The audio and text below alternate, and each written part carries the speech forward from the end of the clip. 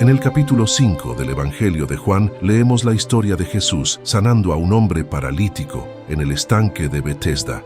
Según algunas traducciones de la Biblia, un ángel descendía y agitaba las aguas, lo que permitía que la primera persona en entrar en ellas fuera sanada milagrosamente. Sin embargo, los primeros manuscritos de este evangelio solo mencionan el movimiento del agua, sin hacer referencia a un ángel. Esto nos lleva a preguntarnos, ¿qué causaba realmente esa agitación en el agua? Y más importante aún, ¿qué puede enseñarnos esta historia sobre alcanzar la plenitud mediante la expiación de Jesucristo?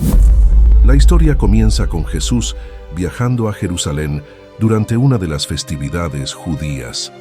Aunque Juan no especifica cuál de las fiestas era, algunos estudiosos sugieren que podría haber sido la fiesta de las semanas o Pentecostés. Antes de ingresar al templo, los peregrinos debían purificarse ritualmente, sumergiéndose en una mikve, un baño lleno de agua viva. El agua viva provenía de una fuente natural en movimiento, como un manantial, la lluvia o un arroyo. Si se añadía incluso una pequeña cantidad de agua viva a agua estancada, toda el agua se consideraba entonces viva y por lo tanto apta para la purificación. Durante estas festividades, con decenas de miles de judíos llegando a Jerusalén, se construyeron numerosos baños rituales o mikvot alrededor del templo para atender a las grandes multitudes. Se cree que el estanque de Betesda fue una de estas áreas de purificación ritual. Betesda contaba con dos grandes estanques rodeados de pórticos en cada uno de sus 4 lados y un quinto pórtico, mencionado en Juan 5:2, que dividía ambos estanques. Juntos, estos dos estanques ocupaban un área de aproximadamente el tamaño de un campo de fútbol. Los estanques se ubicaban en el fondo de un pequeño valle al norte del templo. Durante la temporada de lluvias, el agua que precipitaba bajaba por el valle y se acumulaba en el estanque del norte. Hoy en día, este estanque ha sido cubierto en su mayoría por siglos de tierra y construcciones, lo que hace casi imposible visualizar su tamaño original. El estanque sur tenía amplios escalones y descansos que descendían hasta el nivel del agua. Es probable que en uno de estos descansos se encontrara el hombre lisiado. En la actualidad, los visitantes pueden ver algunos de estos escalones, que han sido descubiertos por arqueólogos. Los escalones son sorprendentemente altos, lo que explica por qué el hombre paralítico no podía descender fácilmente por ellos. La gruesa pared que dividía los dos estanques, o el quinto pórtico, contenía un pozo que alcanzaba el fondo y conectaba ambos estanques.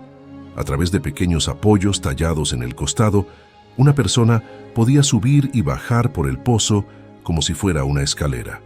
Al descender podía abrir cavidades que permitían el flujo de agua desde el estanque norte hacia el sur.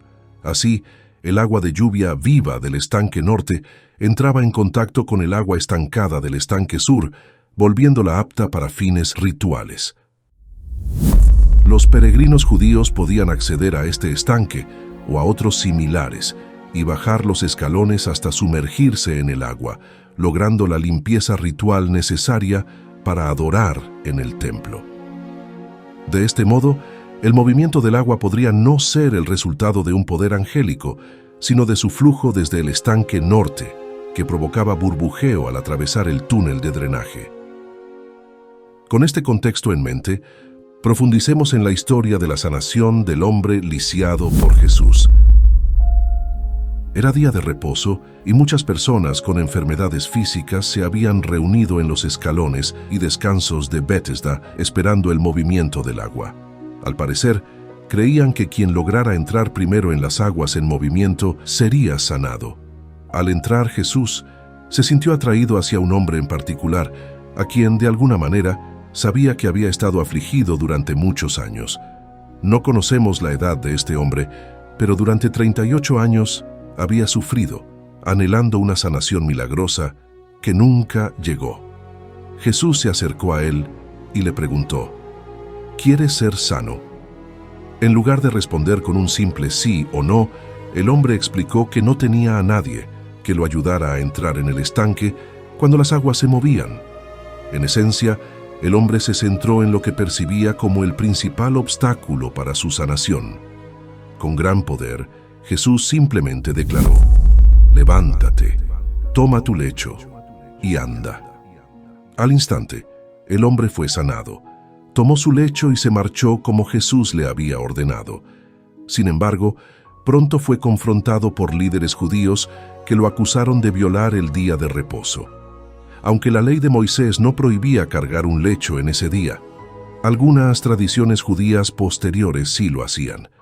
Como en otras ocasiones, parece que Jesús sanó a este hombre en el día de reposo con un propósito: enseñar sobre el verdadero sentido de este día.